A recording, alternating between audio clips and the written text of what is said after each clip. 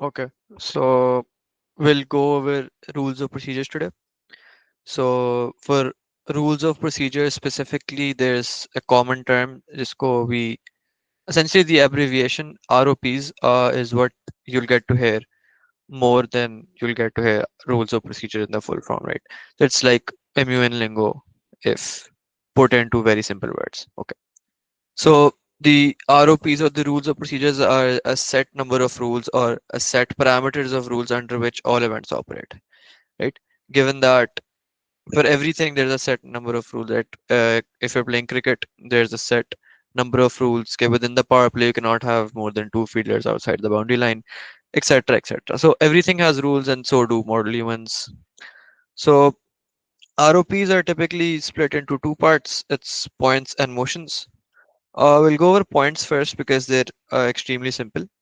So points are essentially provided to the delegates to ensure that they can be helped whenever they're facing any queries or have to deal with something, right? So the point of parliamentary inquiry, as the name suggests, it's when the delegates have any questions regarding the parliamentary procedures, right? For example, if there's an XYZ motion on the floor and you do not know what the motion being discussed is, right? Or if you don't know what the time parameters of a motion are, right? So you can raise a point of parliamentary inquiry and ask the head chair, uh, point of parliamentary inquiry, honorable chair, what is the motion being discussed? Or point of parliamentary inquiry, honorable chair, what are the time parameters for this moderated caucus, right? So this is where a point of parliamentary inquiry comes into play. So a point of personal privilege, again, very simple as the name suggests. Um, it's for essentially your own personal privilege. If you feel like turning the AC on, off, if you want to change your seat, if you want the fan turned on or off, if you want to leave the committee, you take a point of personal privilege. You never tell what you're taking it for. You just raise a point of personal privilege and just leave the room. Okay?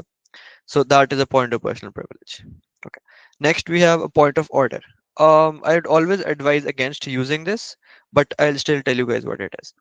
A point of order is essentially when you feel like the chair has uh, not followed the rules or procedures correctly. See, so let's take an example here. Let's say there's a speakers list which has these three countries, right? If there's US, China, and Pakistan. Let's say the delegate of USA just finished a speech, so their name gets cut out. So what the chair, let's say that the chair recognizes Pakistan instead of China first, right? So what the chair did wrong was they went out of procedure and recognized Pakistan first instead of China. So you'll raise a point of order here, and then you'll correct the chair. That point of order, chair, we believe that China was in the list before Pakistan, so they should have spoken first. So the chair will again go through the list and see if what we're saying is correct. If what we're saying is correct, then they'll obviously award us points for vigilance. But if what we've said is wrong, we'll be downmarked. So I'll always advise against a point of order because uh, there's always a chance of you being incorrect, right? So raising it through a point of parliamentary inquiry is more respectful towards the head chair, and you are less prone to making an error if you're raising a parliamentary inquiry. Okay, so motions, right? The literal definition of a motion is to move. So in MUN terms, a motion means to move the committee, right? So it's essentially the direction in which you move the committee, right? Discuss kya karna hai, what's going to be the cause of debate, what do you want to discuss now? Do you want to take a break? Do you want to take an unmod? Do you want to take a mod? Do you want to take a consultation of the whole? All of this comes under motions, right? So the good thing about motions is that you have the delegates have the entire control over what the motions will be, right? Because it's always voted upon through simple majority.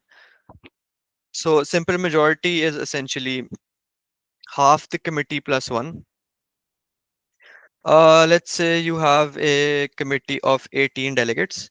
So the way to take simple majority is essentially you divide it by two and then you add one, right? So this becomes 10. So your simple majority is 10. Now there's a another majority, just go we call a two-thirds majority. which is essentially 18 into 2 over 3, right? So this becomes 12 if I'm not wrong, right? So there's two separate kinds of majorities, right? We'll stick to simple majority for now. I'll tell you what the two-thirds majority is for. But for any motions that are relevant to debate or essentially the order of the committee, those will always be voted upon by simple majority and simple majority of the number of delegates in the room, right? As I mentioned, if there's 18 delegates in the room, then 10 delegates need to agree upon a certain motion in order for it to pass, right? So there's a specific order of motions that goes around um, for all 3 days, right? So the first one is roll call. This does not require voting. Okay? No voting. This is because roll call is specifically taken to decide the simple majority and the two-thirds majority, right? So जब तक आपके पास simple majority two-thirds majority नहीं है तो आप उससे voting करा ही नहीं सकते किसी motion पे. So the motion for roll call will never be voted upon, right? Some chairs practice roll call as क्या कहते हैं a part of their duties and not a part of motions. So they'll take roll call before the committee starts, but some chairs want you to raise a motion for roll call, right? So the next is the motion to commence debate, which is very straightforward. कुछ करता नहीं है ये. This has no significance. This is just to state that we've essentially entered formal session. We're going to debate now. And agenda setting, it's only for the case where you have two topics. If you have a topic A and if you have a topic B, only then will you set agenda. HarvardMUN 25 says that if you only have one agenda, then your agenda is set automatically. आपको agenda setting करने की जरूरत नहीं है. So this is an optional motion. ठीक है? The next is a general speakers list. If you guys don't know what a general speakers list is, video uploaded, you can go watch it. So general speakers list, your first proper speech, then come the general motions, right? For mods, unmods, or consultation of the whole. Okay. So mods are essentially debates on subtopics, unmods are informal debate, and the consultation is a mix of both. Okay. Okay. Then you have substantive motions. I'll tell you what these are in a bit, but essentially, for 2 days, day one and two, ये दो ही होते हैं, which is to introduce documentation and to discuss documentation. ठीक है? And the last motion for primarily 2 days is the motion to suspend debate. This is basically for you to end the committee session, right? Okay, let's say if you have a session from 9 a.m. to 12 p.m. तो जब 12 p.m. पे आके break होगी, you cannot leave without suspending debate. ठीक है? Okay. So ये जो motions मैंने light blue में लिखे हैं ना, these the motions that I've written in light blue. These are the motions that are specific to day 3. ठीक है? The closure of debate. In this case, day 3 we will not have a suspension of debate. You will have a closure of debate. Day 3 you close debate, and after that you'll vote upon documentation, which is primarily going to be a draft resolution or a public directive, right? So that again is a substantive motion. And the last motion is a suspension of session, which basically means कि हमारे 3 दिन पूरे हो गए हैं. We won't debate on this particular issue for, let's say, till next year. Again, if your immune is having a second edition, तो जब तक third edition नहीं होती तो हम debate नहीं करेंगे इस motion, right? Which basically means के no more debate, हमारा immune खत्म हो गया XYZ. ठीक है? Okay. So there are two types of motions that exist. There's substantive motions and there's procedural motions.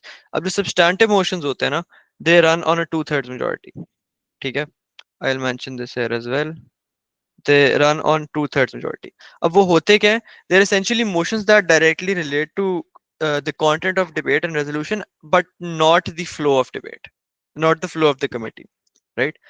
It's a little difficult to understand, but don't go by the definition. Just know what these are, right? You just have to know what these are. Um, Example, obviously, to introduce a draft resolution, as I've mentioned here, okay, and this as well. ठीक है? Motion to introduce an amendment. An amendment is something that uh, is essentially कि आपने कोई अपनी draft resolution में कोई change करना हो. That is called an amendment, right? Motion to close debate on the topic area. This motion for closure of debate. This is also substantive motion. This I'll highlight this too. Just a second. Okay. Okay. So that is a substantive motion as well. Next we have The closure of debate is done. Okay, so next we have procedural motions. The procedural motions are motions that direct the flow of the committee, right? So the ones that I've mentioned right here, except for जिनके आगे substantive लिखा हुआ है.